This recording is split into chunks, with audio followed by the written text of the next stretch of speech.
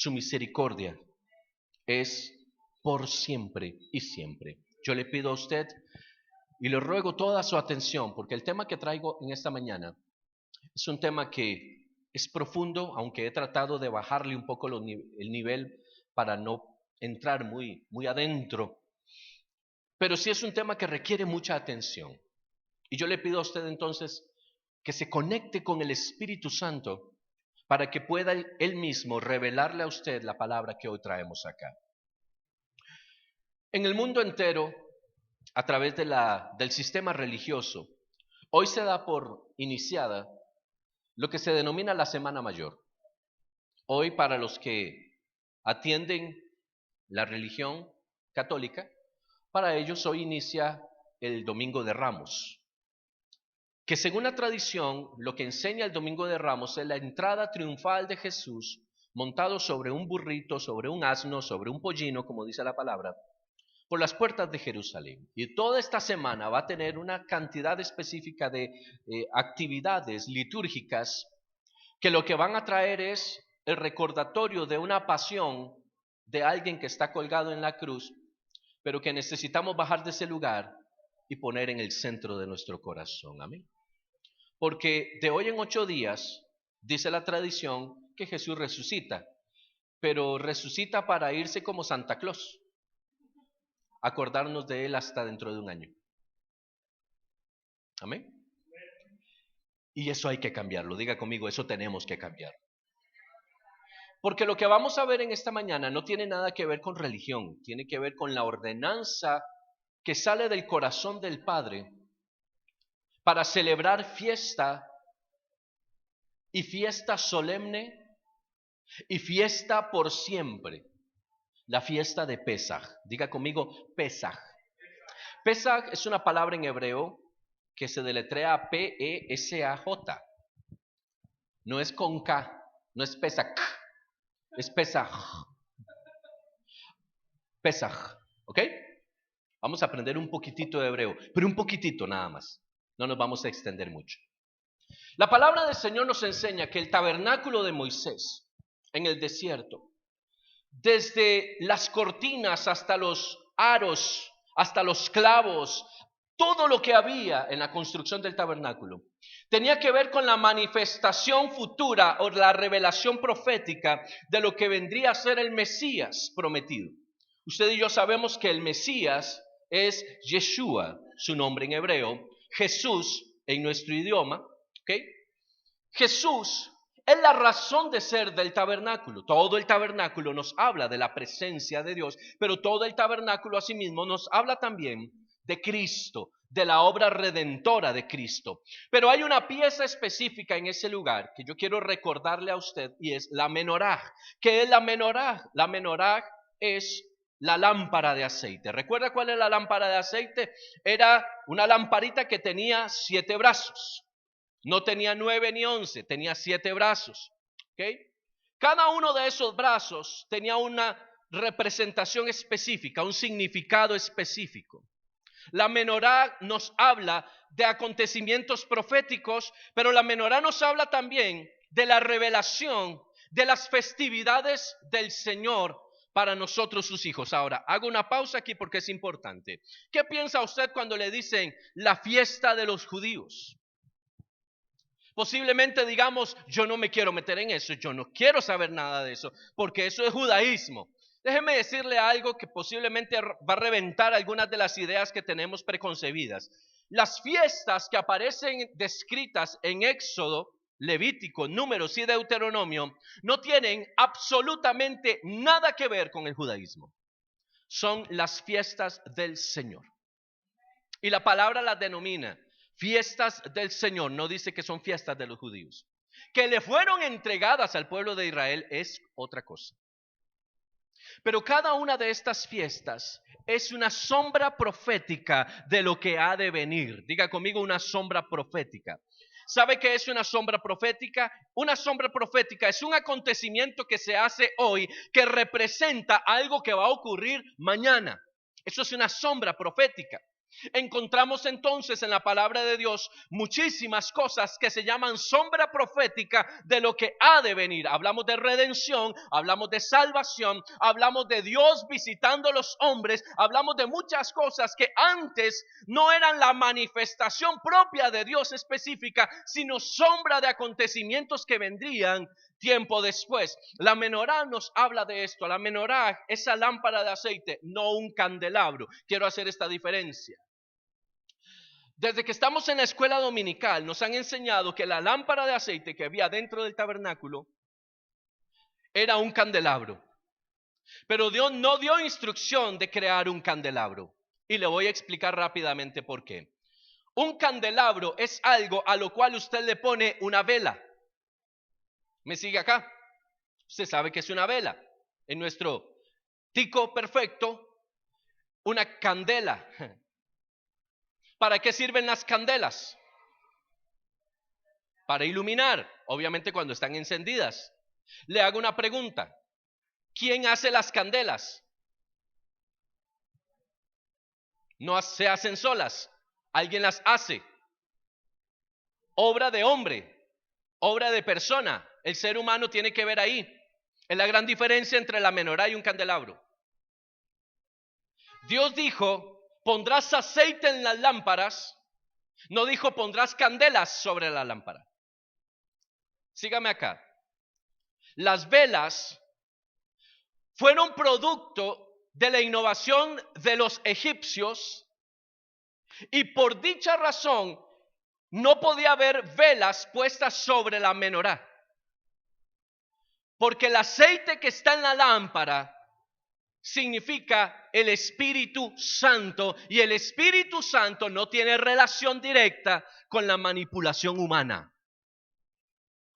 El Espíritu Santo no puede ser manipulado por el espíritu del hombre. Procede de Dios, es de Dios y es Dios. ¿Cuántos dicen amén? Entonces, lo que debía ser puesto sobre las copas de la menorá, de la lámpara, era aceite puro, preparado específicamente para esa labor. No podían ser puestas candelas ni velas, porque la candela o la vela es el hombre haciendo algo, dándole forma, poniéndolo bonito como a él le gusta, como a él le place y como a él le parece bien, sobre lo que Dios llamó algo santo. Y Dios dijo, pondrás aceite y mantendrás encendida la llama de la menorá. Ahora, note esto por favor, que es importante.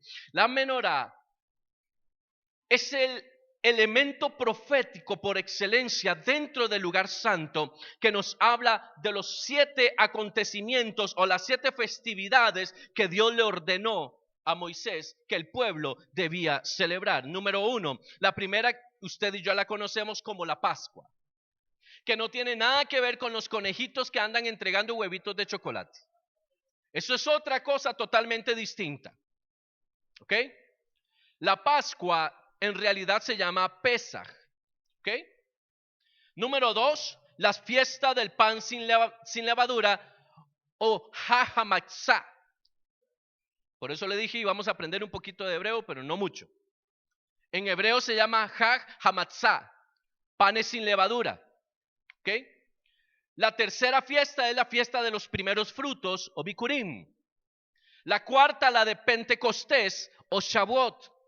La quinta, la fiesta de las trompetas, que es mal llamada trompetas, debería llamarse la fiesta de los shofares. Hay toda una revelación sobre eso. Y esta fiesta es la llamada Rosh Hashanah. La fiesta de la expiación en la número 6, y su nombre es Yom Kippur. Y la séptima fiesta, la fiesta de los tabernáculos, es la fiesta llamada Sukkot. Jesús nació durante la fiesta de Sukkot. Ahora note esto que es importante. ¿Por qué le estoy diciendo esto previo o de introducción para lo que vamos a ver ahora? Porque cada una de estas fiestas habla de la manifestación del Hijo de Dios, proféticamente hablando, tiempo después de que el tabernáculo fue construido. La venida del Mesías tiene cumplimiento a partir de Pesaj. Jesús en la tierra cumple Pesaj, porque Pesaj tiene que ver con el derramamiento de sangre a través de un cordero, a través de un inocente, para expiación, para redención del pecado del pueblo. El pan sin levadura tiene que ver con Cristo, porque Cristo es el pan de vida. Cristo es el pan sin levadura. Él es la palabra de Dios, dice Juan capítulo 1, verso 1. En el principio era el verbo. Otras versiones dicen en el principio era la palabra. La palabra era con Dios y la palabra era Dios. Y la palabra es Jesús. La tercera habla de los primeros frutos y Jesús es el primogénito de la resurrección, el que era antes el unigénito Hijo de Dios, como dice la palabra, porque de tal manera amó Dios al mundo que envió a su Hijo unigénito, era solo uno. ¿Por qué? Porque nosotros que éramos hijos estábamos apartados por el pecado y dejamos de ser hijos para ser criaturas de Dios.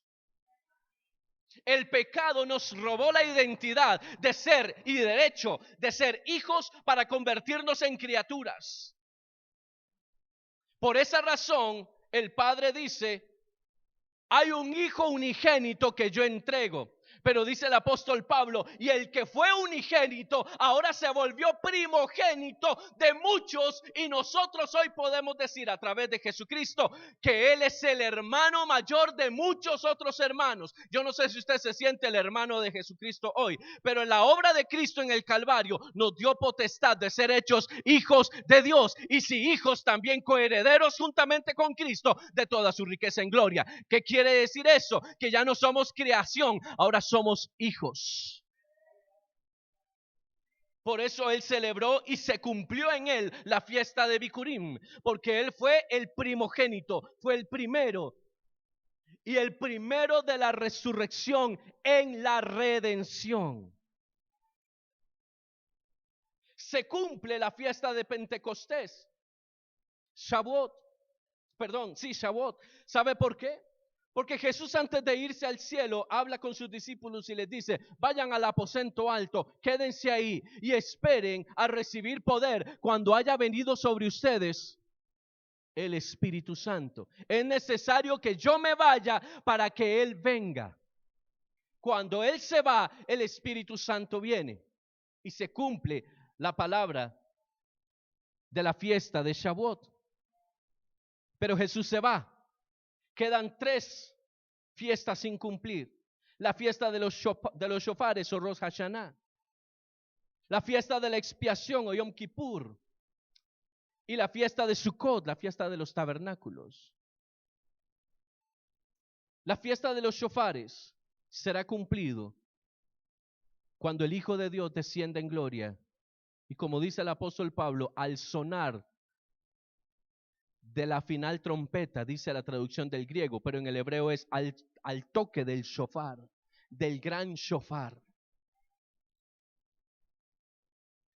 Hoy, durante Pesaj, el sumo sacerdote en Israel sube a una de las más altas torres del templo y desde ese lugar da lo que es conocido como el gran toque. Es el sonido de shofar más largo, más pronunciado y más fuerte. Y habla de lo que Cristo, es sombra profética de lo que pasará cuando vuelva Cristo, el Señor. Porque cuando sea abierto como un pergamino el cielo, veremos al Hijo de Dios descender en gloria. Dice la palabra, y los que hayamos quedado, iremos con Él. Y los que hayan muerto, se levantarán primero, los que levantaron en Cristo. Y sonará el gran toque de shofar y se cumplirá Rosh Hashanah, que por ahora es simplemente una sombra profética. Y se cumplirá Yom Kippur, porque una vez que la tribulación haya terminado, dice la palabra que Jesús vendrá y entablará lucha. Yo no sé si usted ha leído Apocalipsis y ha escuchado hablar del Armagedón. Es la lucha final entre Jesús y Satanás y sus seguidores. Ahora déjeme decirle algo. Jesús no viene a ver si gana la batalla. Jesús no viene a pelearse con el diablo a ver si ahora sí la puede vencer. dice la palabra, y el que montaba el caballo blanco, el jinete del caballo blanco, tenía en su muslo un nombre escrito: Rey de Reyes y Señor de Señores. Quiere decir que lo que viene Jesús a hacer en el momento de Armagedón no es a pelear con Satanás, es a establecer sentencia. Es decir, viene a establecer lo que ya fue hablado en el tribunal del cielo. Viene a poner ahora el sello sobre lo que una vez fue declarado. Así que Jesús no viene aquí a pelearse y la gente con miedo. ¿Y si Satanás le gana? Porque si usted va a ver Hollywood, todas las películas de diablo, todo el mundo quiere ser diablo, porque tiene poderes. Porque los malos tienen más poderes que los buenos. ¿Me equivoco? ¿Cuántos han visto terror aquí? No se sienta mal. Ya Cristo nos redimió. Pero si usted en algún momento ha visto terror, una parte importante de este tipo de cine tiene que ver con religión, demonios y curas. Y el demonio se ve enorme. Y el demonio se ve enorme. El demonio se ve que es poderosísimo. Y agarra al cura, el sacerdote, y lo manda por allá. Eso es lo que nos han enseñado. Que las sombras, que lo oscuro es más grande, y la gente quiere seguir eso. Por eso hay tanto hechicero, por eso hay tanta brujería, por eso hay tanta cosa dando vueltas en el mundo, porque la gente cree que ahí está la solución. ¿Alguien me está siguiendo acá? La gente cree que siguiendo las tinieblas adquiere poder. Déjeme decirle, el que venció en la cruz del Calvario a través de su sangre nos dio poder y autoridad para hollar serpientes y escorpiones. Y donde quiera que usted esté, donde quiera que un hijo de Dios esté, ahí está la gloria de Dios, y ante la gloria de Dios el enemigo tiene que huir. Cuando usted y yo entendemos eso, adquirimos identidad. El diablo no se puede meter con alguien que es más grande que él. Cuando usted no tenía a Cristo en su corazón, déjeme decirle, estaba bajo el dominio de Satanás. Porque usted hacía, y note que estoy hablando en tiempo pasado, usted hacía lo que Satanás quería que usted hiciera. Hablaba como él quería que hablara. Y vivía las consecuencias que él quería que usted viviera. Pero cuando venimos a Cristo, dice la palabra que él está, Satanás, bajo la planta de nuestro pie. Porque ese lugar donde yo lo puse, no, es el lugar donde Cristo lo puso. Porque dice la palabra que él, Jesucristo, exhibió en la cruz del Calvario a todo principado y potestad, triunfando sobre ellos. ¿Sabe qué significa exhibir? Exhibir en el hebreo significa desnudar y poner en un lugar visible. Eso es lo que significa exhibir. Es decir, lo que Jesús hizo fue desnudó por completo a Satanás y a todos sus secuaces. Y los presentó desnudos en un lugar donde todos pudieran ver su vergüenza. Eso es lo que hizo Jesucristo. ¿Cuánto dan gloria a Dios? Y la fiesta final, que será la de tabernáculos, será cumplida cuando Jesús, al regresar por 1000 años, reinará con nosotros aquí en la tierra, lo que conocemos como el milenio. Entonces, tenemos cumplimiento de 4 fiestas, mas sin embargo nos faltan 3 por cumplir, porque las fiestas hablan todas de la manifestación gloriosa del Hijo de Dios. Entonces no son fiestas de los judíos, son las fiestas del Señor, entregadas incluso para su iglesia.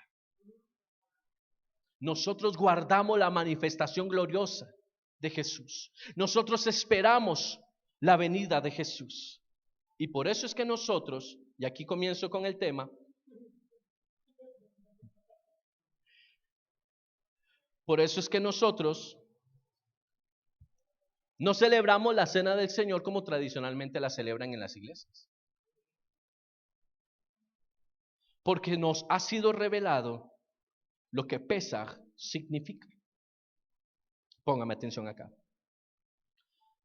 Tradicionalmente, los primeros en hacer uso de una modificación de lo que hoy usted y yo conocemos como la cena del Señor fue la Iglesia Católica al establecer la Eucaristía.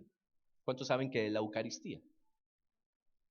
Tenga paz, todos salimos de ahí. La Eucaristía, ¿qué es? Note esto que es importante. Es la liturgia que se hace en el seno de la Iglesia Católica, donde el sacerdote tiene una copa de vino, que dicen que es bastante bueno, por cierto, bastante contentador. Y esa copa de vino solamente tiene acceso el sacerdote. A los feligreses se les entrega lo que se conoce como la hostia, ¿verdad? ¿Sabe usted lo que es una hostia? Una galletita pequeña, a usted se la ponen en la boca y se deshace en la boca. Eso es la Eucaristía, ¿ok? Si usted va a la palabra, solo la liturgia, la forma en la que se está haciendo, está totalmente fuera de encaje.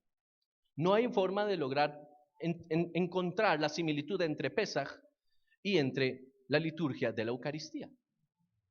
Hay algo importante también acá. Hay una forma en la cual la Iglesia Católica ha enseñado acerca del vino que tiene que ver con una palabra que se llama transustanciación. La transustanciación es una creencia nacida en el seno del Egipto antiguo, donde se hacía ver que un líquido común podía transmutarse o podría cambiarse a un líquido diferente. Es decir, el agua se puede convertir en sangre, la sangre se puede convertir en vino, el vino se puede convertir en sangre. ¿Me doy a entender? Un líquido puede pasar de ser una cosa a pasar a otra a través de algo llamado transustanciación. Y esto es un principio de hechicería, porque lo practicaban en el antiguo Egipto. Por eso la primera plaga de Egipto tiene que ver con la transustanciación. Cuando el Señor le ordena a Moisés, toca las aguas de Egipto y todas las aguas serán convertidas en sangre. Porque los sacerdotes estaban acostumbrados a la transustanciación. Y si usted no recuerda cuál es el origen de la Iglesia Católica, le recuerdo que tiene que ver con Roma, quien conquistó Egipto y tomó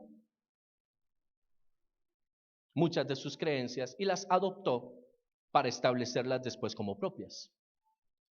Pero la iglesia evangélica, mi amado, no se puede poner la capa aquí y decir nosotros sí somos los buenos, porque lo que la iglesia evangélica hace es una copia y aumentada de lo que la iglesia católica ha hecho siempre. ¿Qué hizo la iglesia evangélica? No puede ser que solamente el sacerdote tome el vino. Hay que dárselo a todo el mundo. Y eso fue todo lo que cambió. No se les reveló lo que significa, no les fue entregada revelación más allá de lo que significa. Y usted va a encontrar que las iglesias del mundo entero, de corte evangélico, pentecostal, la que usted quiera, tiene un día especial al mes para celebrar la Santa Cena. ¿Cuántos recuerdan eso? ¿Alguien ha estado en una celebración de Santa Cena? ¿Qué le decían en la Santa Cena a uno? Cuando le ponían así el plato. Mire, mi hermano, antes de que usted tome esa copa y ese pan, primero revísese a ver cómo está su vida delante de Dios, porque puede caer muerto ahí. Le hacían sentir a uno un pecado y una condenación tan profunda. Una carga tan pesada. Los niños no pueden participar de la cena del Señor. Ellos no pueden. Solamente gente bautizada puede pertenecer. Es más, y solo gente casi que de la iglesia donde están participando de la cena. Y lo hacen cada mes como un rito, como un ritual. Algunos hasta incluyen el lavamiento de los pies. O sea, si usted no se deja fregar las patas.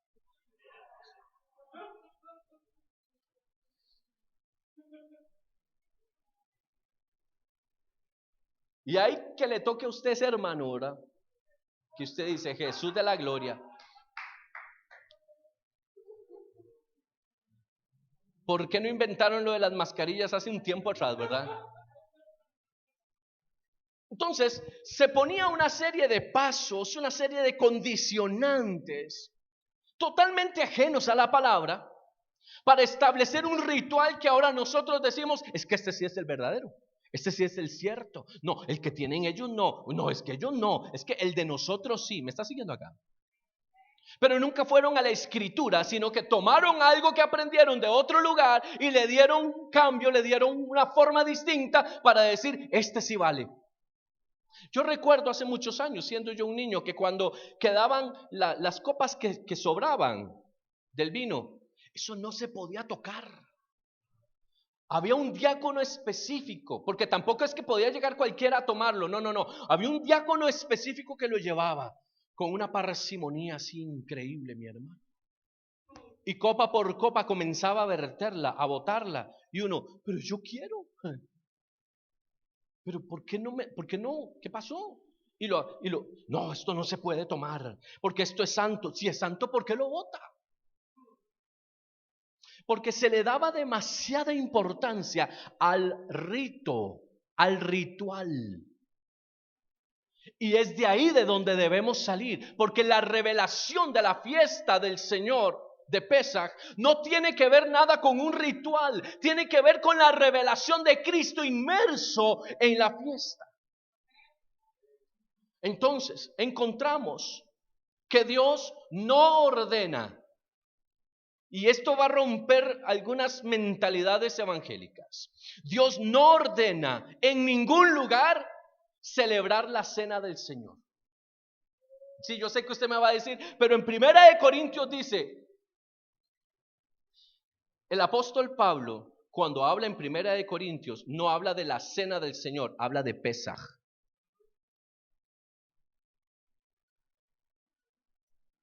Porque Jesús en el aposento alto no instauró la cena del Señor, cumplió Pesaj. ¿Me sigue acá? Ya eso como que golpeó, ¿verdad? Como que un muro, como que se cimbró un poco. Jesús no estableció la cena del Señor. Recuerde usted que esta palabra que usted y yo tenemos, esta Biblia, es muchísimos años después de Jesús. Y esta Biblia, quienes la idearon fue la Iglesia Católica. Y mucha de la revelación que hoy usted y yo tenemos no es lo que Jesús hizo, sino lo que la Iglesia Católica determinó que era lo correcto. Por tal razón la Iglesia Evangélica lo adopta después y lo modifica, pero sigue siendo la misma base fundamental. Jesús no celebró nunca la cena del Señor, Jesús celebró Pesaj y cumplió Pesaj. Por eso dice la palabra que cuando Él toma el pan y toma la copa, dice, este es el nuevo pacto en mi sangre. Lo que está diciendo es, hoy delante de ustedes inicia el cumplimiento de lo que para ustedes ha sido una sombra profética. Hoy esta copa y esta sangre me representan a mí. Y esto deja de ser un ritual para convertirse ahora en una revelación. Es decir, el que me tiene a mí tiene al Padre, y el que está en el Padre está con Él. Jesús acerca al Padre a nosotros. Y la fiesta de Pesaj habla de redención, no de religión. Y redención y religión son cosas muy distintas. Ahora note esto, vamos a ir un tiempo atrás.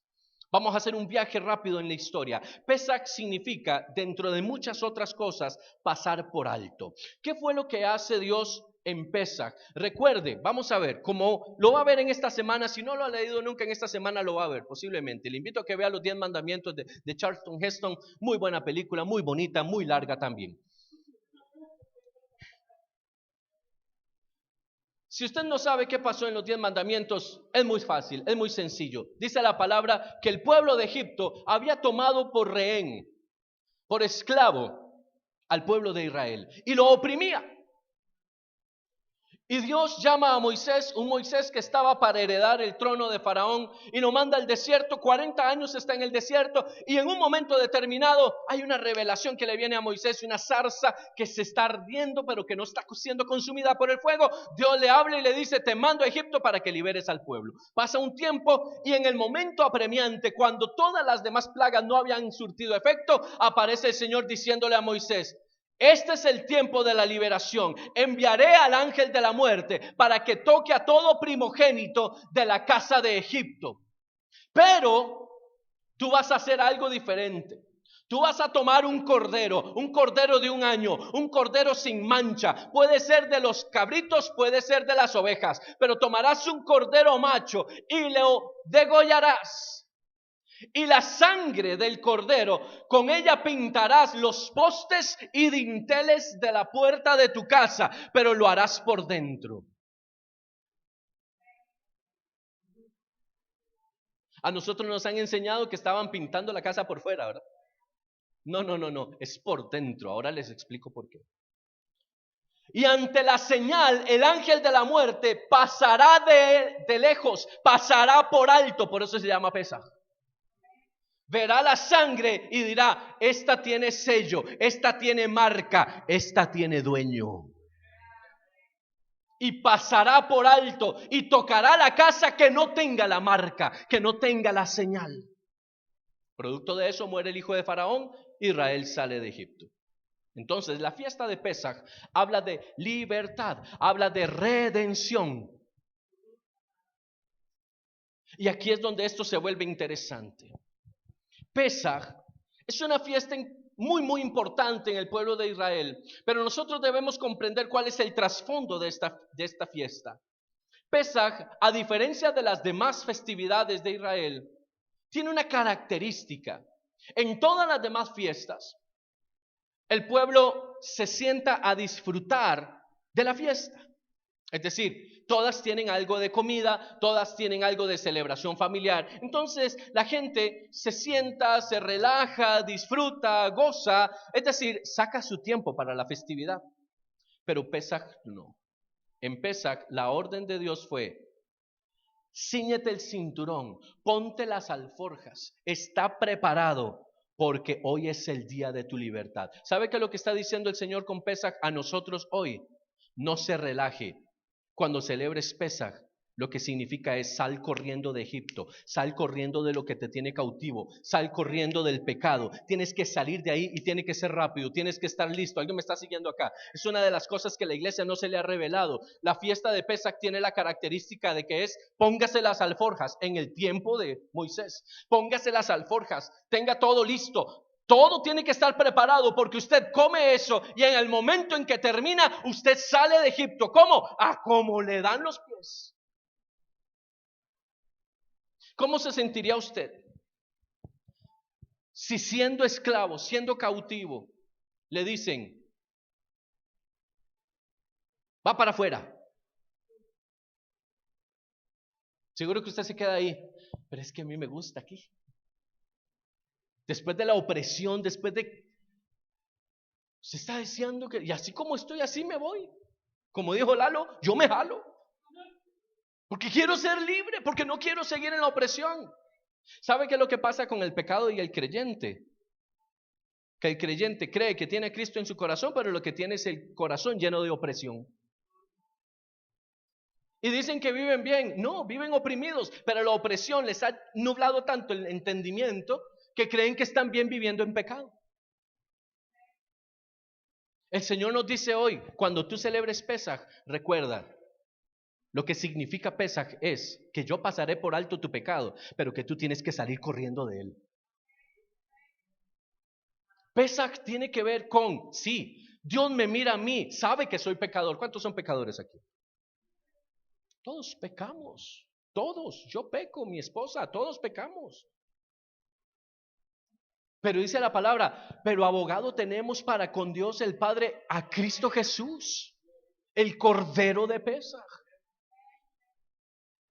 Yo sé que yo peco, pero cuando yo tengo la revelación de esto, Dios pasa por alto mi pecado. Dice que Él toma mis pecados y los lanza ¿a dónde? Al fondo del mar. Y no se vuelve a acordar. ¿Quién es el que se acuerda de los pecados de uno? Uno. Y el que se para aquí a estarnos acordando ahora los pecados. Oiga, usted le falló a Dios. Usted va a ir a la iglesia hoy. No sea tan descarado. A usted le toca predicar hoy. ¿No le da vergüenza, fariseo? ¿Alguien se ha sentido así? ¿Solo yo? ¿Oh cielos? Solo a mí me pasa, seguro. ¿Cuántos se han sentido acusados por una vocecita que cada vez que usted comete un error le pasa diciendo: mentiroso, hipócrita? inmerecedor de la gloria. Gusano vil que se arrastra por el piso. Oiga, qué feo le hablan a usted. A mí solo fariseo me dicen. ¿Me explico? Porque ninguna condenación hay para los que aman a Dios, dice la palabra. Y ni la muerte, ni la vida, ni ángeles, ni principados, ni potestades, ni lo alto, ni lo profundo, ni lo creado, podrá separarme del amor de Dios. Y es la razón de Pesaj. Dios pasa por alto mi pecado porque sabe quién soy. Porque sabe que en mi condición humana yo no puedo ser bueno. Pero por el sacrificio de su Hijo y la redención de la cruz, yo soy ahora acepto ante el Padre. Y los ojos del Padre me ven a través de la sangre del Cordero. Y dicen, Él es redimido, Él es Hijo, el que era indigno, ahora se sienta a la mesa. Yo no sé si usted me capta esto. El que antes no tenía derecho a estar aquí, ahora es parte de nosotros por la redención en la cruz. Entonces, si usted pecó hoy en la mañana, bienvenido a la raza humana. Que usted pecó, pero no ha caído de la gloria de Dios. Porque el Señor, dice la palabra, nos sostiene con su mano poderosa. Entonces Pesaj nos dice, yo paso por alto el pecado. No los que practican pecado por deporte, eso es otra cosa. Yo paso por alto el pecado, pero es lo que yo hago. Lo que a ti te toca es saber que si pecaste, tienes que salir corriendo de ahí. Tienes pecado, tienes que salir corriendo. El pecado no se chinea, el pecado no se tiene ahí como, ay, pobrecito, el pecadito, es que es tan lindo el pecado. Mira los ojos que pone, pero no es que lindo que es. Tú no puedes ver al pecado como el osito de peluche que tienes en casa. Tú no lo puedes ver como el perrito. Ay, qué lindo Coco, qué lindo Coco. No puedes ver eso en el pecado. Tienes que tener conciencia de que el pecado nos separa de Dios. El pecado nos aleja de Dios. El pecado quiere destruirnos. Cuando yo tomo el pecado y lo veo como algo bueno, como algo normal, mis alertas se bajan de manera que el pecado se vuelve tan natural que se vuelve parte de mí.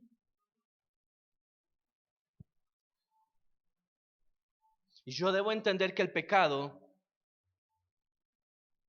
es aquello que me separa de Dios, que me impide agradar a Dios y que me impide ser la persona que Dios quiere que yo sea. Por eso Pesaj tiene una revelación especial. Dios me perdona, pero Dios me dice, pero tienes que salir corriendo de aquello que te tiene atado como pecado. Aquello que te tiene esclavizado. Y esa parte no la hace Dios, te toca a ti. Diga conmigo, me toca a mí. Yo tengo que salir del pecado.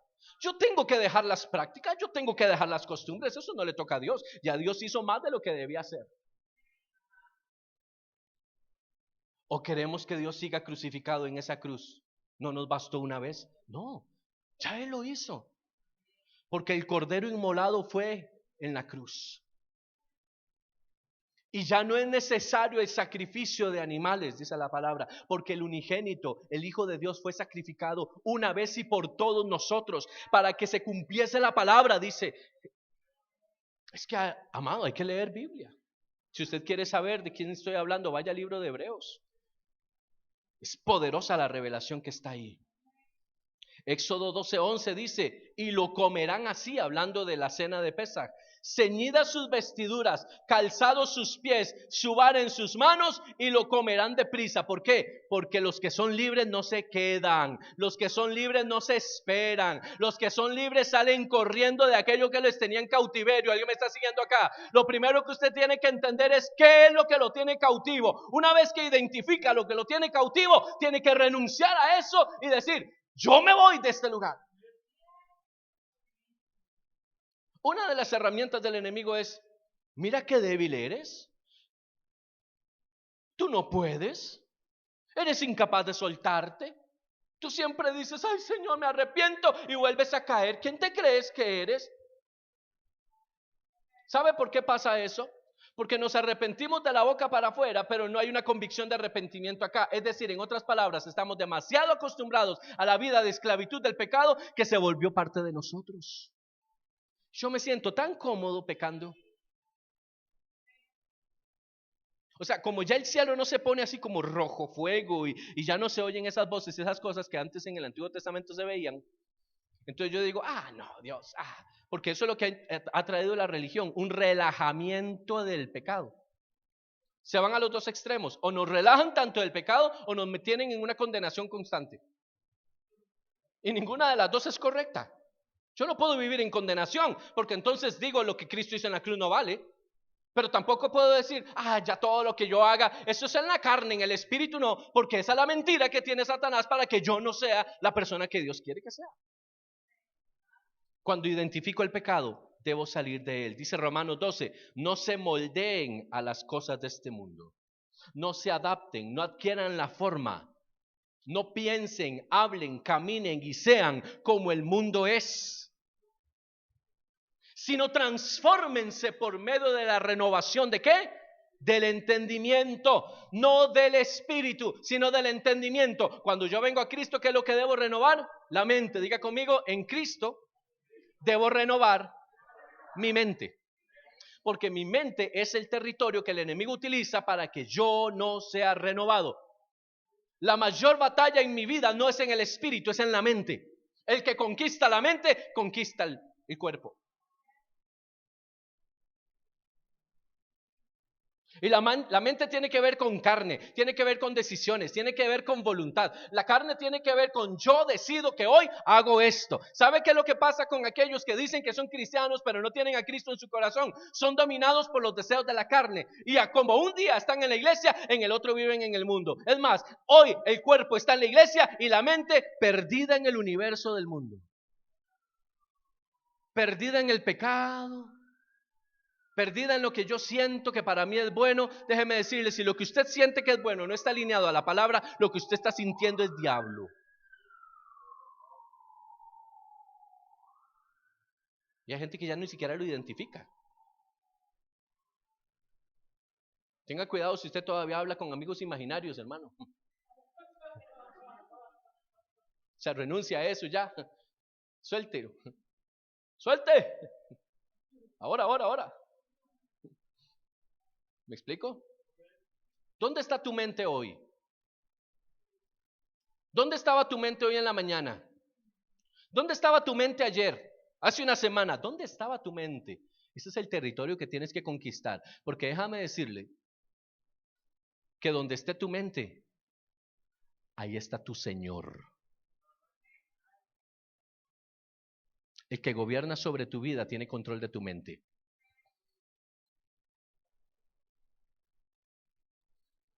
Como dice un conocido, no se ponga espíritu flautico. Las cosas como son. Donde está tu mente, está tu Señor. Amén. Entonces no se moldeen, sino renuévense.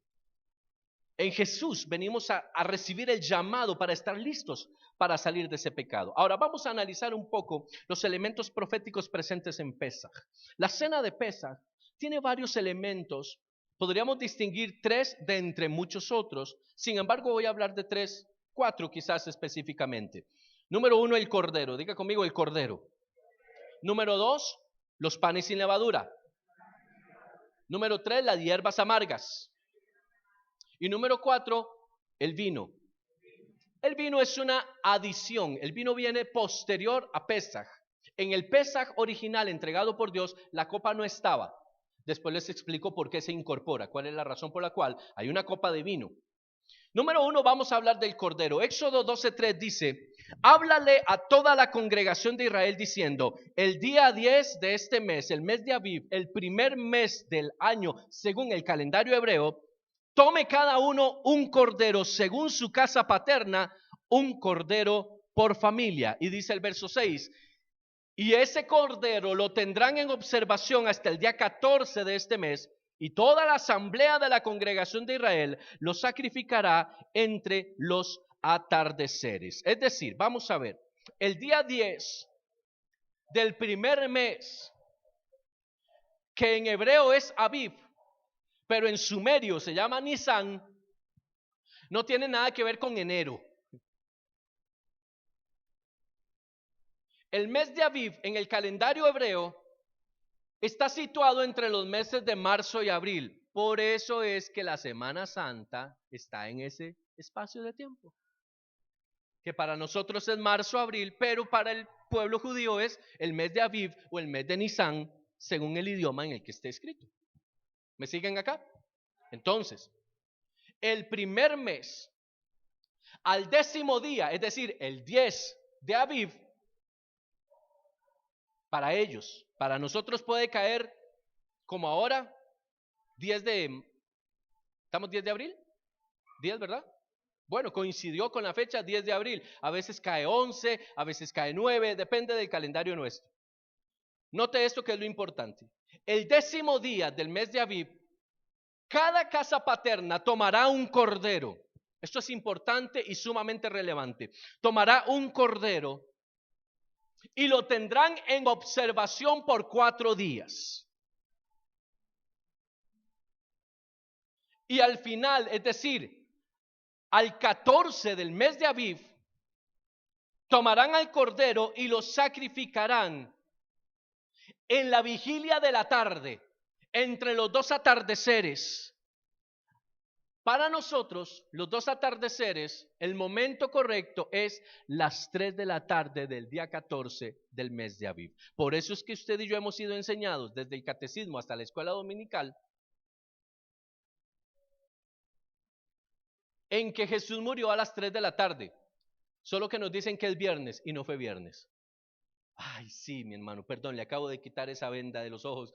Jesús no murió un viernes y resucitó un domingo. Murió un miércoles. Pero tranquilo que eso no lo va a perder, usted no pierde la salvación por eso. Tenga paz. Amén. Vea qué interesante esto. Jesús hace un cumplimiento perfecto de Pesaj.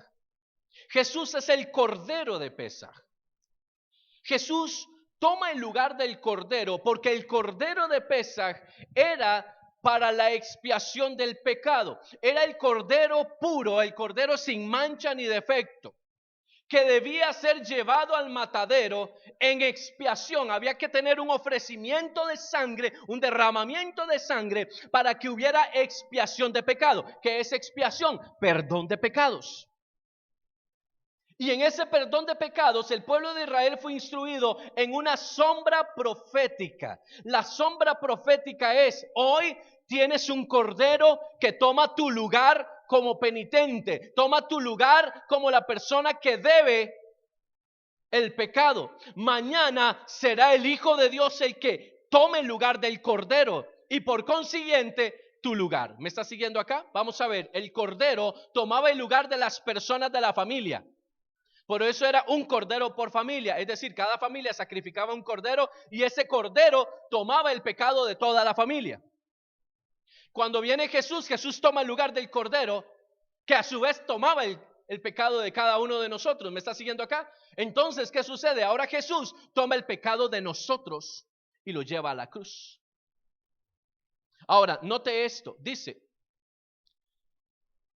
este cordero debía ser apartado por 4 días. Eso está en Éxodo capítulo 12, lo acabamos de leer. Dice: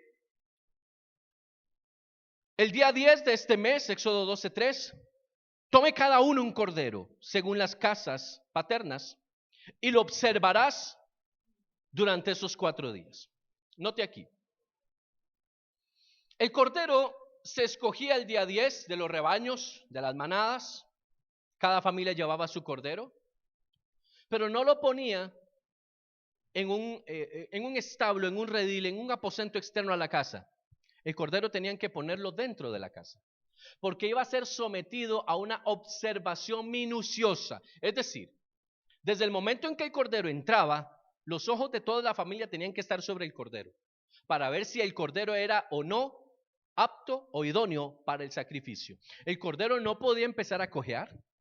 El cordero no podía empezar a presentar síntomas de ronquera, afonía o disfonía. El cordero no podía empezar a hacer así, ¿verdad? No se le podía empezar a caer el pelo, me doy a entender. O sea, el cordero tenía que ser perfecto, cordero de un año, perfecto. ¿Sabe por qué de un año? Porque eso ejemplifica o significa o representa un primogénito. El cordero tenía que ser de un año porque lo que representa proféticamente es el primogénito. Note acá, entonces, sígame. El cordero entraba a la casa y no era que incluso dentro de la casa estaba ahí puesto en un lugar y todo el mundo encima, y tenían que familiarizarse con el cordero. Una característica y una ordenanza según la tradición judía es que el cordero debía ser parte de la familia. Es decir, los niños jugaban con el cordero, los niños abrazaban el cordero, los niños se identificaban con el cordero por 4 días, lo amaban con todas sus fuerzas. ¿Usted ha visto un corderito de un año? Qué lindos que son. Son lindos, ¿sí o no? Solo yo los veo lindos. ¿Verdad que son lindos? Son tiernos. Esa boquita, ¿verdad que sí? Imagínense, los niños lo agarran, lo abrazan, lo besan, le dan comida, todo. Pues parte de la familia. Pero cuando llegaba el 14 del mes, sin importar cuánto los niños amaran el cordero debía ser sacrificado. Y usted se puede imaginar lo que sentían los niños al ver al padre tomar ese mecate, ese cordel, amarrarlo al cuello del cordero y sacarlo de la casa. Ellos sabían que iba a pasar, pero era su cordero. Papi, yo le di de comer hoy en la mañana. El cordero no quiere morirse, papi, es lindo. ¿Por qué me lo quitas, papá? Yo lo amo, es mío. Y el cordero tenía que salir y tenía que ser sacrificado, sin importar el dolor que sintiera la familia, porque Dios el Padre lo que le decía a Israel era: así sentirás el dolor que he sentido yo al tener que entregar mi hijo por causa de tu pecado.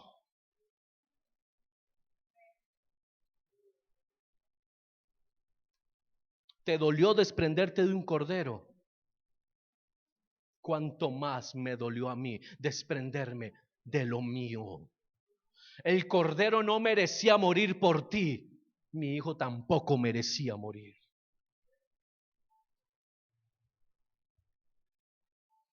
Y es que con solo esto, mi hermano, ya la cena del Señor como que cambió. Amén. ¿Sabe por qué? Porque Dios en las fiestas nos habla de hacer conciencia de lo que realmente hay implícito en ellas. No es venir a la cena y poner cara de sí, Señor, yo te amo, Jesús, yo te amo, como ir a las series que me encanta. Otra vez, Señor, yo te amo, Señor, yo te amo. Lástima que no vino aquel para meterle un solo zapatazo. ¿Me está siguiendo? La cena del Señor no se parece en nada a la revelación de lo que Jesús es en Pesaj. Debía ser apartado por 4 días. Debía ser alimentado, guardado, cuidado y entregado. Este análisis de estos 4 días fue lo que Jesús pasó una vez entrado en Jerusalén. Note esto. Cuando Jesús entra por Jerusalén, ¿cuántos recuerdan que en la entrada triunfal la gente decía: Hosana al que viene en nombre del Señor? ¿Recuerda eso? Está escrito en los evangelios. Hosana. ¿Y qué pasaba? ¿Qué hace la tradición hoy? Hoy es el día, el domingo de Palma. Hoy, si usted se descuida, le van a dar una hoja de palma allá afuera. Ya cruz de ceniza no, porque esa ya pasó. Pero le van a dar seguro una hoja de palma. ¿Qué significa eso? Es una representación tradicional, no profética, tradicional, es muy diferente de lo que sucedió en ese momento, porque dice la palabra que la gente tomaba hojas de palma, que la gente se quitaba sus vestidos y ¿qué hacía? La ponía en el piso para que Jesús pasara. Voy a darle una revelación profética. No estoy seguro si el tiempo me va a alcanzar hoy, porque créame que estoy empezando. Pero yo necesito que usted comprenda esto. Jesús es el Cordero de Pesaj. ¿A cuánto nos queda claro esto? Ok. Pero Jesús dijo, yo soy el pan de vida. ¿Cuántos saben eso? Ok. En el hebreo, la palabra Belén es Betlehem. Betlehem significa casa de pan. ¿Dónde nace Jesús? En Betlehem, en Belén, en casa de pan. ¿De dónde proviene el pan? De Betlehem. ¿De dónde sale el cordero? De las granjas de Betlehem. Porque dice la palabra que cuando Jesús es anunciado por el ángel, dice, y los pastores estaban en las afueras, ¿de dónde? De Betlehem. ¿Qué pastores? ¿Pastores corrientes? No, los pastores kosher. ¿Qué son los pastores kosher? Los que cuidaban los rebaños kosher, es decir, los rebaños de los corderos que debían y eran cuidados y preparados exclusivamente para los sacrificios de Pesaj. Y se producían en Belén, no se producían en ninguna otra parte de Israel. ¿Por qué? Porque el Cordero de Dios fue anunciado en Belén, porque de Belén vendría la redención. Así como el Cordero era nacido en Belén y era llevado en rebaño al templo, ¿de dónde cree usted que venía el Cordero de Dios que quita el pecado del mundo? Venía de Belén. Ahora note esto, es importante. Durante el tiempo en el que se iniciaba el proceso de Pesaj, el sacerdote se ponía en la parte alta de la torre del templo y dirigía su mirada hacia Belén. Y cuando los rebaños venían, él levantaba la voz al pueblo y decía, Hosana al que viene en el nombre del Señor, hablando de los corderos que venían para ser sacrificados. Y todas las celebraciones de Pesaj, cada año, cada 10 del mes de Abib, año tras año, el sumo sacerdote se levantaba y levantaba la voz y decía, Hosana al que viene, y la congregación se reunía alrededor del sacerdote para dar ¿qué? La bienvenida a quienes, a los corderos, y a los corderos les ponían las túnicas, les ponían las palmas, porque ellos eran los que representaban la redención del pueblo. Entonces los corderos pasaban por encima, pero un día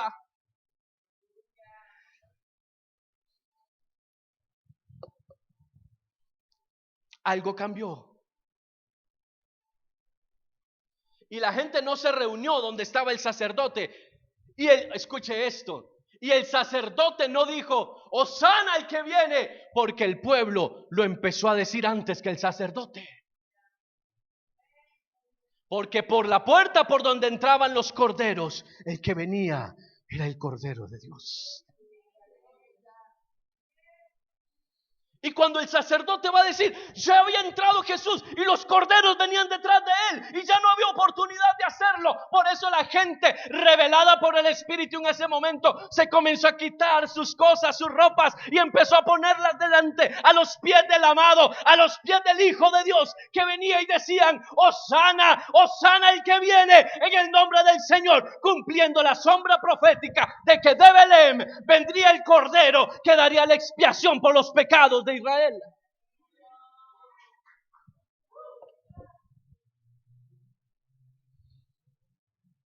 Ese año todo cambió. Jesús entra como el primero de los corderos, porque no había entrado ninguno. Es que el sacerdote, esa era la seña, el santo y seña. Si el sacerdote no daba esa proclama, los corderos no entraban.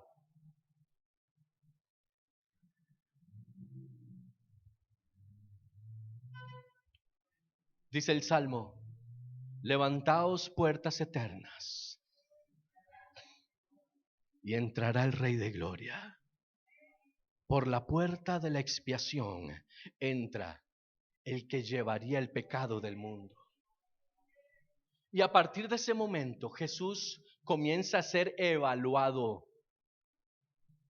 por sacerdotes, por fariseos, por el pueblo. Comienza a ser examinado para ver si hay falta en él. ¿Alguien me está siguiendo? Dice que cada vez que Jesús enseñaba, estaban los fariseos ahí, estaba el sumo sacerdote, estaban los sacerdotes del templo, estaba todo el mundo pendiente de las palabras de Jesús para ver en qué momento lo hacían caer. Pero dice la palabra que él no pecó. Dice que también Judas lo examinó. Cuando Jesús está en Getsemaní, se acerca Judas y lo besa. ¿Sabe qué significa eso? No era solamente el beso de la traición, como decimos nosotros, era el beso del reconocimiento. ¿Sabe qué significó el beso de Judas? Mire, esto le va a quebrar un becerro a usted de hace muchos años. Deje de estar pensando en quemar a Judas. Este año no lo haga. ¿Sabe qué significó el beso de Judas? Judas fue llevado ahí no por Satanás, fue llevado ahí por Dios. Porque el beso de Judas le dio legalidad y reconocimiento al Hijo de Dios. Judas dijo: a quien yo bese, Él es. A quien yo bese, Él es. O sea, Judas fue usado por Dios para sellar la legalidad de Jesús. Entonces Judas valoró a Jesús. Y Jesús fue llevado ante Anás y Caifás, los sumos sacerdotes de ese tiempo, y lo revisaron, lo analizaron, todo. Hasta testigos falsos trajeron para que atestiguaran en contra de Jesús y no pudieron atestiguar nada correcto. Todo era mentira. Jesús se mantenía entero en una pieza porque dice, y no pecó. Hasta que llegaron dos testigos, dice la palabra, que dijeron: oímos a este decir que él tomaría el templo, lo destruiría y en 3 días lo volvería a levantar. Nunca entendieron de qué estaba hablando Jesús, pero fue lo que necesitaron para que la sentencia fuera dada. Es decir, tuvo que haber un testimonio correcto para que el sacrificio fuera aprobado. Y es cuando Caifás habla y le dice: ¿eres tú el Hijo de Dios? Después de haber oído eso, ¿eres tú el Hijo de Dios? Y las palabras de Jesús fueron simples pero contundentes: tú lo has dicho. Le voy a soltar una bomba. ¿Qué hace Caifás en ese momento? Rasga sus vestiduras. Oiga, en el momento en que un sacerdote rasgara sus vestiduras, dejaba de ser aprobado por Dios para ministrar el templo. Ningún sacerdote, mucho menos un sumo sacerdote, podía rasgar sus vestiduras, porque lo que estaba diciendo es: dejo de ser llamado legítimo y me vuelvo ilegal en el servicio del tabernáculo. Dice la palabra que Jesús portaba una túnica de una sola pieza. Escuche esto. Lo que Caifás nunca supo fue que al llegar Jesús ante el Sanedrín, estaba entrando el sumo sacerdote que asumiría el rol en vez de Caifás. Porque Jesús entra como el sumo sacerdote delante de la presencia del Sanedrín. El Sanedrín era el concilio de los sacerdotes, de los fariseos de Israel. Cuando Caifás rasga sus vestiduras, Jesús mantiene su vestidura intacta. Es la razón por la cual, me voy a adelantar un poquito, Jesús puede declarar lo que solamente el sumo sacerdote podía decir al inicio, o más bien en el momento de arrebatar la vida del cordero. En el momento del sacrificio, el sumo sacerdote a las 3 de la tarde, en medio de los 2 atardeceres, se levantaba sobre el pueblo y declaraba: consumado es.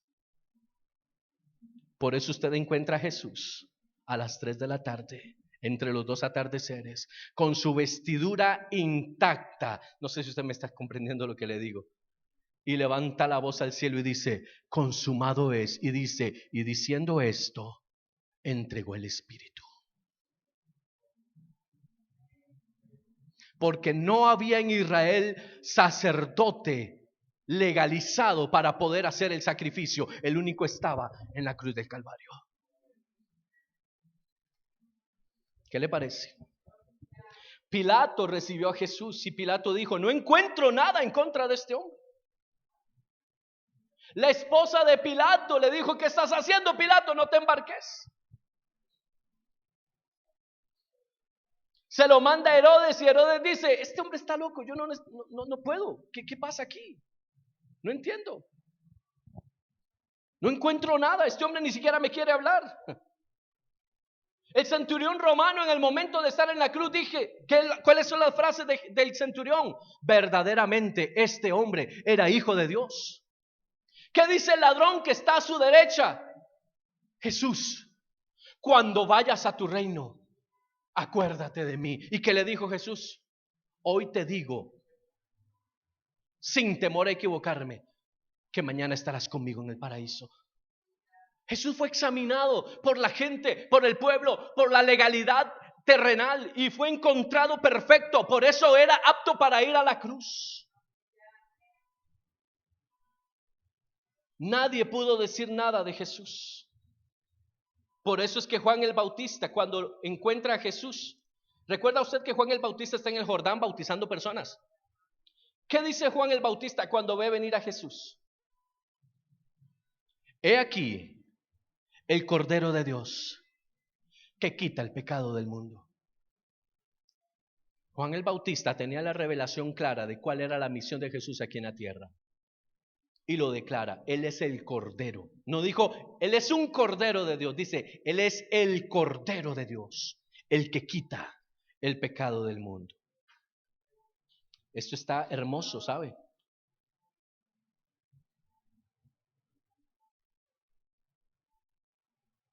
Consumado es.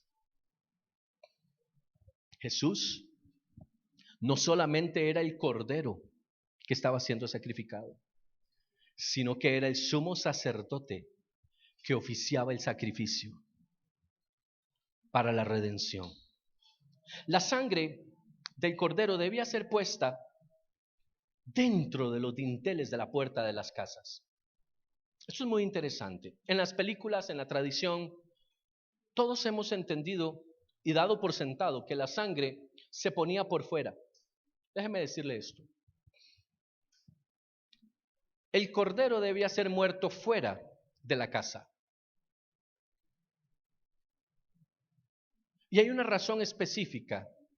En Egipto había un dios representado con un cuerpo y 4 cabezas de cordero, mirando hacia ambos lados. Porque el cordero representaba un dios, una deidad en Egipto. Y usted sabe que en el antiguo Egipto, ellos eran muy respetuosos de sus deidades, temerosos de sus dioses. Pero Israel hace un acto profético. Y cuando toman el cordero no se podía matar en Egipto. Cuando ellos toman el cordero y lo llevan afuera, degollan el cordero delante de los egipcios, para que los egipcios vieran que ellos no temían a su Dios, sino que temían a Yahweh, a Jehová, a Dios. Pero la sangre, los egipcios no sabían para qué era. Ellos solamente vieron desaparecer a la gente con una taza de sangre. No sabían para qué funcionaba la sangre. ¿Sabe por qué?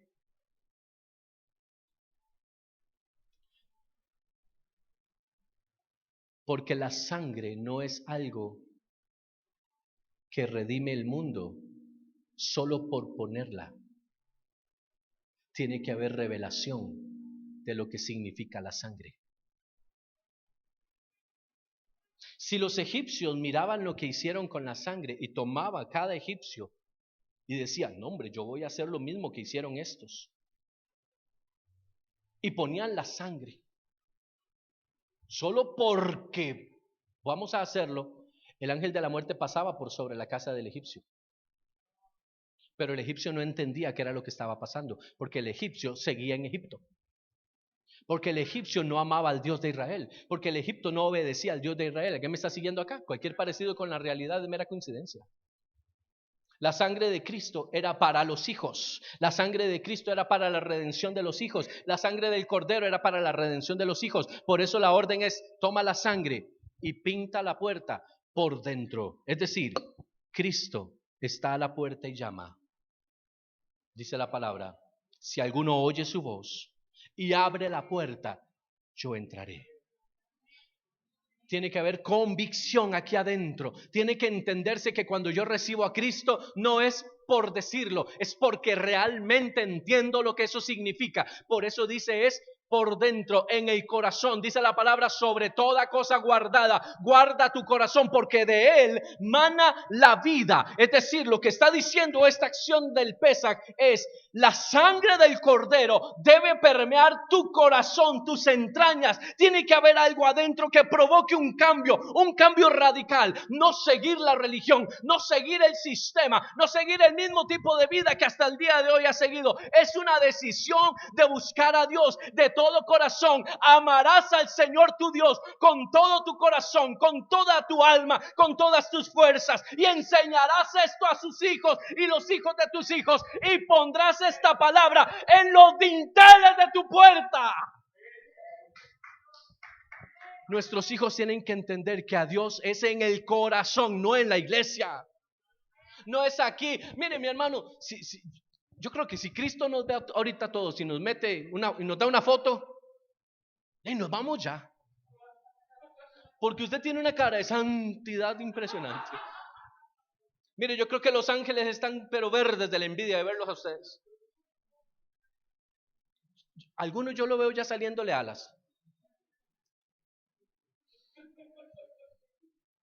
Porque aquí es muy fácil, amados.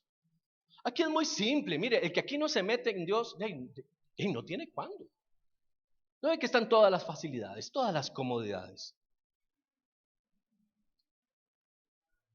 La sangre debe pintar los postes y el dintel por dentro.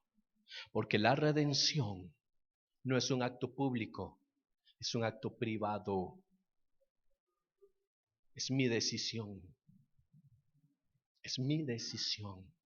Y el mundo nunca podrá tomar la decisión a no ser que alguien los haga parte. Por eso Pablo le dice al carcelero: cree en el Señor Jesucristo y serás salvo tú y tu casa. ¿Sabe qué le está diciendo? Los que estén dentro de la enseñanza de la palabra contigo, esos serán salvos. Es que nosotros también, hasta eso nos han enseñado mal. Nos han dicho: cree en el Señor Jesucristo. Y el hijo drogadicto, aunque esté tirado en un caño, si viene Cristo, es salvo. Eso no es cierto.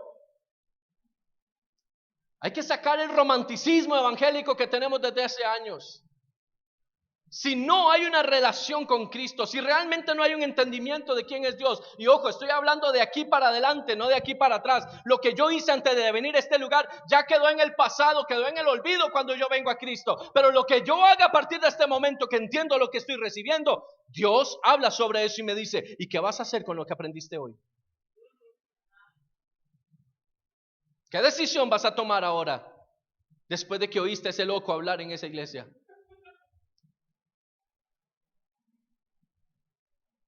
Decisión de cambio. Debía ser puesto dentro, porque era una protección sobrenatural sobre el destructor. Por eso dice la palabra: el que habita al abrigo del Altísimo morará bajo la sombra del Omnipotente. Diré yo a Jehová: esperanza mía y castillo mío, mi Dios en quien confiaré. Él te librará de la mano ¿del qué? De la peste destructora. Con sus plumas te cubrirá, y debajo. Porque cuando yo pinto mi vida por dentro, la muerte tiene que pasar por sobre, Porque lo que está diciendo es, lo que está dentro no lo puedes tocar, porque está bajo cobertura, porque está bajo cobertura, porque está bajo cobertura, porque la cobertura de Dios es lo que nos sostiene. Escudo, dice la palabra, es Dios para nosotros, castillo fuerte es nuestro Dios. Si contra ti se levanta guerra, yo estaré confiado, dice la palabra, porque si vinieran 1000 o 10,000 delante de mí, yo seguiré de frente, porque yo sé quién soy en Dios y sé quién es Dios en mí. Y esto no tiene nada que ver con religión. Ojalá le enseñaran a uno esto en la cena del Señor, mi hermano. ¿Cuántos dicen amén?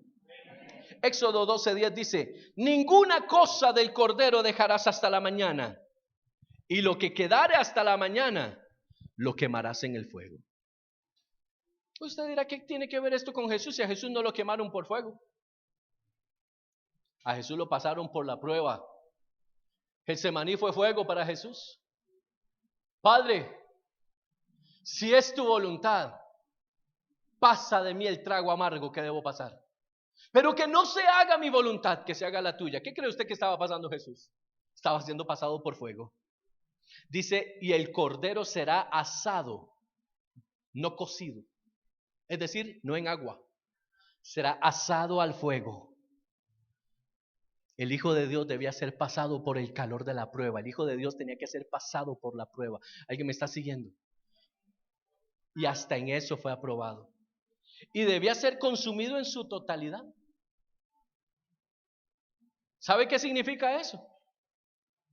Que si recibes a Jesús, es en serio. Si no, no te metas en esto. ¿Cuántos dicen amén? Yo espero que más de uno no esté diciendo, Señor, ¿en qué momento vine hoy aquí? ¿Por qué no empecé mis vacaciones ayer? El problema del cristiano moderno, amado, es que toman a la libre, a la fácil, a la frágil, su vida en Cristo. Ah, no, yo acepto a Cristo, pero tengo negociaciones con el mundo. Ah, no, yo acepto a Cristo, pero es que también me gustan estas cositas del mundo. Es que, o sea, usted me entiende. Mi forma de hablar, las cosas que veo, las plataformas que sigo, las series que inundan mi vida, los chismes del barrio, las murmuraciones en la iglesia. O sea, es que son cositas, son cositas humanas que Dios entiende. No, Dios no entiende. Dios no entiende. Porque dice la palabra que el que es nacido de Dios es de Dios. Pero el que es nacido del mundo, de la carne recibirá justicia. En otras palabras, si tú dices, Cristo es el Señor de mi vida, tienes que vivir para Él. Y no significa que dejes tu trabajo, que dejes tu familia, no significa eso. Significa que donde tú estés, representes dignamente a Cristo. Es decir, tu forma de hablar, tu forma de conducirte, tu forma de pensar, no puede ser igual a la del mundo. Ay, es que en el mundo, es que si yo no me acoplo a lo que el mundo dice, entonces me despiden. Bueno, entonces quédese en el mundo, no hay problema. Pero cuando venga Cristo, ya usted el mundo le pagó. No espere ninguna recompensa. El mundo tiene su paga. Dios tiene la suya. ¿Me sigues acá? Tenga cuidado con lo que usted ve, tenga cuidado con lo que usted oye. Déjese de cuentos, mi hermano, no importa la edad que usted tenga. Eres un joven, con más razón, tenga cuidado, cierre puertas. Hay jóvenes con puertas muy abiertas. Hay jóvenes que esconden su vida íntima porque están llenos del lodo del pecado, porque han estado abriendo sus oídos y sus mentes a las cosas del mundo y el mundo les ha permeado tanto su corazón que hoy se vuelven rebeldes, no con sus padres, se están volviendo rebeldes contra Dios, porque Dios no va de acuerdo a lo que el mundo enseña. Entonces yo no voy a favor de Dios, porque yo voy con el mundo.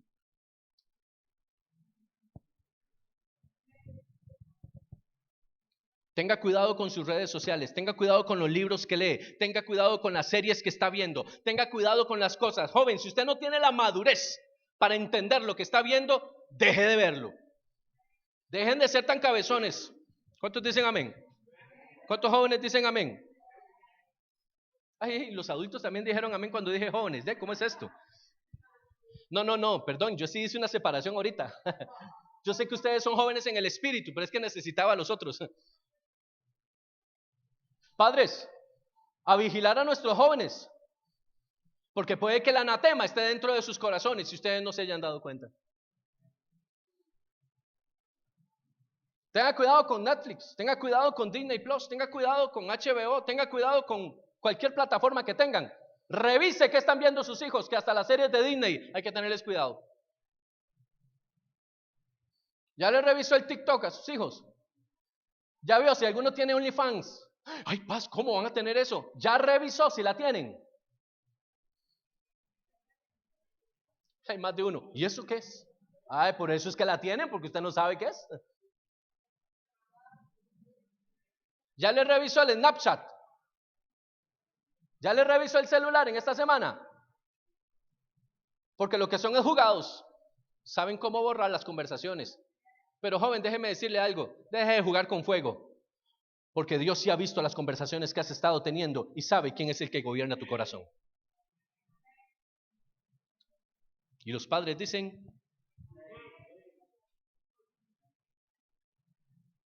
ya me eché a los padres a la bolsa.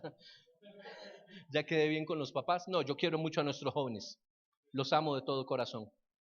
Pero necesito que ellos sean verdaderos hijos de Dios. Vamos a tener una reunión de padres. ¿Qué fecha? 30 de abril. Reunión de padres. 30 de abril. Solo los padres. Los hijos no van a venir. Solo los padres. 3 de la tarde vamos a estar acá. Padres, porque vamos a abrir nuestros oídos y nuestro entendimiento a lo que está pasando allá afuera. Y vamos a hablar sin tapujos. 30 de abril, no se lo olvide. Lo vamos a estar recordando. Los panes sin levadura. Quiero ver si avanzo un poco, lo más que pueda. En el hebreo, matzah.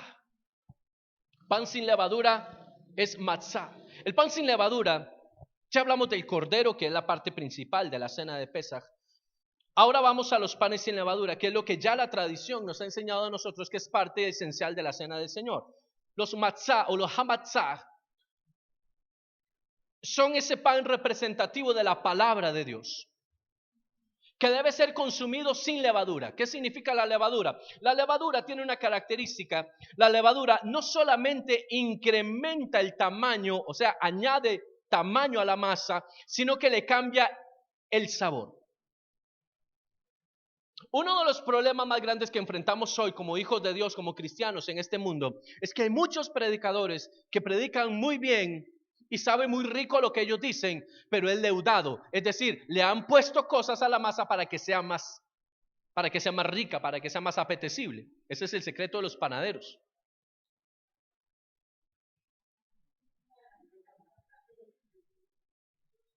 Si usted come algo sin levadura, ¿cómo es? ¿Alguien ha comido alguna vez pan sin levadura? Es lo más parecido que hay en nuestro entorno a la galleta soda. ¿Se ha comido usted una galleta soda? ¿Cómo le queda la boca? Sequitica. Y no sabe. Es insípido eso. Según nosotros. La palabra de Dios es el pan sin levadura, es el pan sin ninguna cosa añadida, es el pan puro, es el pan perfecto. Eso representa a Cristo. Por eso Jesús, al final de la cena, al final del Pesaj, Él dice, toma el pan y dice, este es mi cuerpo, sin leudar. Ejemplifica la palabra sin leudar, sin leudar.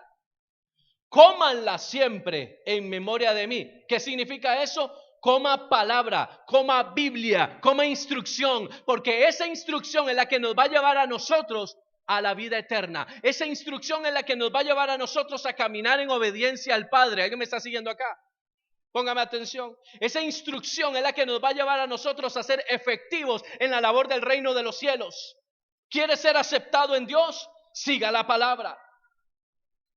La levadura del mundo no puede tocar la palabra. Dice Juan 6:51, yo soy el pan vivo que descendió del cielo. Si alguno comiere de este pan, dice, vivirá para siempre. Y el pan que yo daré es mi carne, la cual daré por la vida del mundo. Jesús es el pan de vida. Mateo 26 dice, mientras comían, Jesús tomó el pan y bendijo y lo partió y dio a sus discípulos y dijo, tomad, comed, esto es mi cuerpo. Y tomando la copa y habiendo dado gracia, les dio diciendo, bebed todos de ello, porque esto es mi sangre del nuevo pacto, que por muchos es derramada para remisión de los pecados. El pan entonces, la matzah, lo que significa es la palabra de Dios, el cuerpo de Cristo, Jesús en nosotros. Él y nosotros siendo uno. El tercer punto de la fiesta de Pesaj es las hierbas amargas, que en el hebreo se conocen como merorim o marror. ¿Ok? Las hierbas amargas tenían una connotación específica y representaban la amargura del pecado, el sabor del pecado. Lo que Jesús estaba enseñando, lo que Dios enseñaba a través de la fiesta de Pesaj con las hierbas amargas es: no te olvides del amargor de la esclavitud. No te olvides de la amargura de los días que viviste cuando estuviste fuera, antes de ser redimido. No te olvides del por qué tú estás siendo redimido. ¿Alguien me está siguiendo acá? Si cada uno de nosotros, además del pan y el vino que tomamos para la cena del Señor, comiéramos una hierba amarga, creo que tendríamos un poquito más de conciencia de dónde nos sacó el Señor. Eso es lo que significa la hierba amarga. Los egipcios esclavizaron a los hijos de Israel con tiranía, dice la palabra, y amargaron su vida con duro trabajo de arcilla y adobes, con toda clase de servicio en el campo y en todo servicio con que tuvieron que servir por causa de la opresión. Eso está en Éxodo capítulo 1, versos 3 y 14, según la Biblia textual. La hierba amarga en la cena de Pesaj nos recuerda de dónde nos sacó el Señor, de qué nos está salvando el Señor. La hierba amarga significa pecado para nosotros. Usted y yo no salimos literalmente de Egipto, y si usted no tiene una descendencia directamente judía, usted no sabe lo que significa ser libre de la esclavitud de Egipto. Pero sí sabemos lo que es ser libres de la esclavitud del pecado, porque antes éramos esclavos del pecado y de la muerte, pero ahora hemos sido llamados a vida en abundancia. Eso es lo que significa la hierba amarga. Y en cuarto lugar, aparece la copa. La copa no está en la enseñanza antigua. La enseñanza antigua cierra con las hierbas amargas, con marror, ahí quedan. Pero cuando Jesús aparece en escena, dice la palabra que Él toma el pan después de haber cenado. ¿Qué estaban cenando? Pesaj. Eso cenaban, Pesaj, porque era la celebración de Pesaj.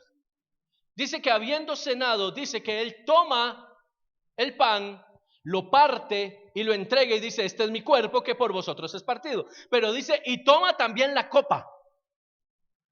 Ojo aquí, porque ya Jesús está no solamente cumpliendo lo profético, sino estableciéndolo por venir. Jesús está diciendo, esta copa es el nuevo pacto en mi sangre. Es decir, el pacto primero queda sin valor, porque ahora hay un nuevo pacto que yo hago contigo. Ahora no se confunda, porque no estoy hablando de la palabra antigua, ni de la enseñanza, estoy hablando del antiguo pacto. La gente confunde antiguo pacto con Antiguo Testamento. Y yo quiero que usted comprenda que aún en los tiempos de Juan, que fue el último de los apóstoles en permanecer con vida, no existía la Biblia, existía la Torá. Era lo único que había en ese momento. ¿En qué había sido enseñado Pablo? En la Torá, no existía la Biblia. O sea, Pablo nunca leyó el libro de San Mateo. ¿Me doy a entender? Él entendía que la palabra era ¿qué? La Torá. ¿Por qué? Porque él era fariseo de fariseos, era un hombre enseñado en la Torá, en la palabra que había en ese momento. Jesús, cuando está en la cena, lo que está diciendo no es que la palabra escrita estaba quedando a un lado, sino el pacto que estaba en ese momento. Porque el pacto había sido un pacto hecho con el hombre que el hombre había perdido, que el hombre había roto, que el hombre había simplemente anulado. ¿Con qué? Con su pecado. El primer pacto, ¿cuál fue? Cuando Dios pone al hombre en Edén. Yo soy tu padre, tú eres mi hijo. Mi esencia está en ti, permanece en ella y te irá bien. Eso es lo que Dios hace con Adán al ponerlo en el Edén. Pero ¿qué hace Adán? Rompe el pacto. Y con ese rompimiento de ese pacto, entonces el hombre comienza a vivir en un estado de siervo, en el estado de la oveja de Dios perenne. Cuando viene Cristo dice, el pacto que se hizo con el primer Adán queda anulado porque él rompió el pacto. Ahora hay un nuevo pacto, un pacto conmigo y a través de mí. Y a través de mi sangre hay un pacto de eternidad para que todo aquel que en él cree no se pierda, sino que tenga vida eterna. ¿Cuál es el nuevo pacto? El pacto de la redención en Cristo. ¿Sabe qué es lo que pasa hoy? Que nosotros no celebramos el Cordero de Pesaj. ¿Por qué razón? Porque el Cordero de Pesaj ya fue tomado por Cristo y solamente es necesario un Cordero. Ya no necesitamos sacrificar corderos. Ya Dios se valió de un Cordero. Ahora, ¿qué es lo que pasa? La sangre de Cristo toma el valor del Cordero y para nosotros es la representación del pacto nuevo en la sangre. La sangre de Dios, la sangre de Cristo en la cruz del Calvario, derramada por nosotros, es el nuevo pacto de la redención. Es una restauración del pacto. Escuche esto. El primer pacto fue roto cuando el hombre bajó de la posición en la que estaba y se convirtió en un ser inferior a Dios. Esto es profundo. Póngame mucha atención. Ya vamos a terminar. El primer pacto se rompe cuando el hombre se baja del pedestal donde Dios lo coloca al pecar. Y no puede haber un pacto bajo esas condiciones. El hombre rompe ese pacto. ¿Me explico? El hombre quiebra ese pacto. Es necesario que viniera, dice la palabra, el postrer Adán. Es decir, un nuevo Adán. Cristo es el postrer Adán. Ese postrer Adán se presenta y dice, yo restauro el pacto. Escuche bien esto. El pacto, todo pacto, debe ser dado por personas en igualdad de condiciones para poder cumplir. ¿Sí? ¿Están aquí? Igualdad de condiciones. Cuando el hombre cae, queda en desigualdad. Queda anulado el pacto. ¿Cierto? Hablemos de matrimonio. ¿Qué pasa con el matrimonio?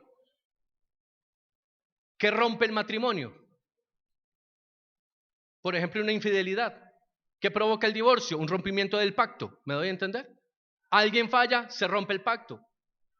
¿Cómo se restaura el pacto? Dos personas que dicen, hagámoslo de nuevo y hagámoslo bien. ¿Me doy a entender? Igualdad de condiciones. Ok, es lo que pasa con el Señor y con el hombre. Cuando Adán peca, el hombre rompe el pacto. No es Dios, es el hombre el que rompe el pacto. Porque Dios no falla, es el hombre.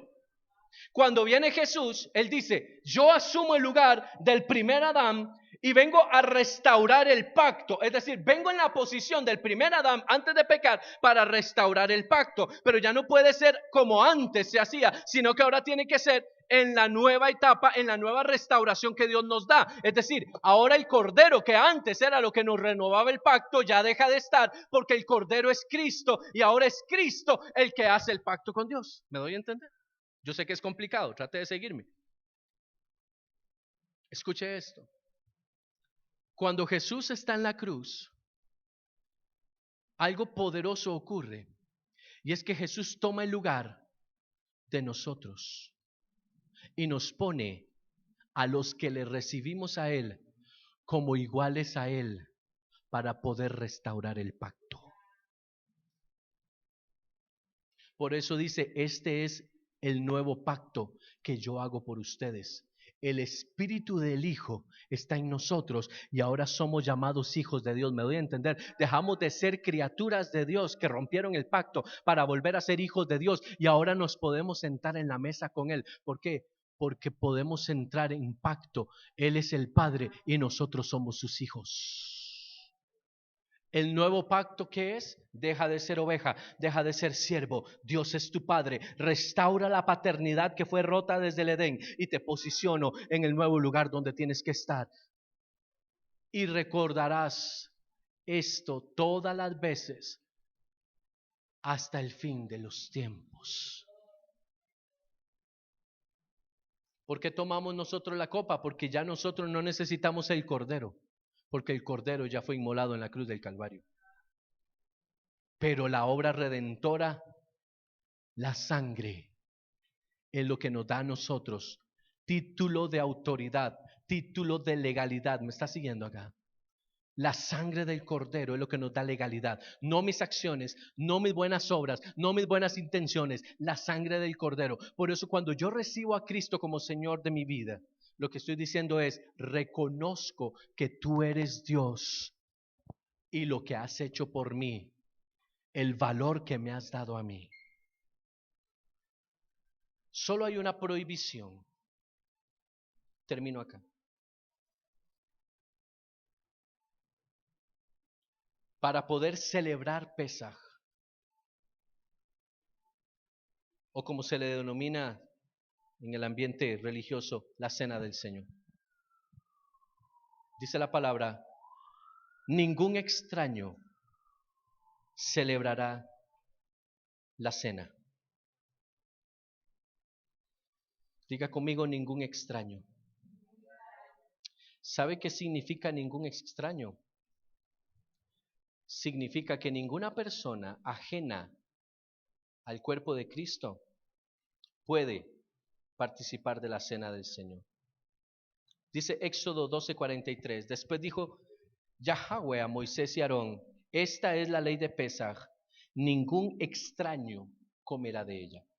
No dice ningún extranjero, dice ningún extraño.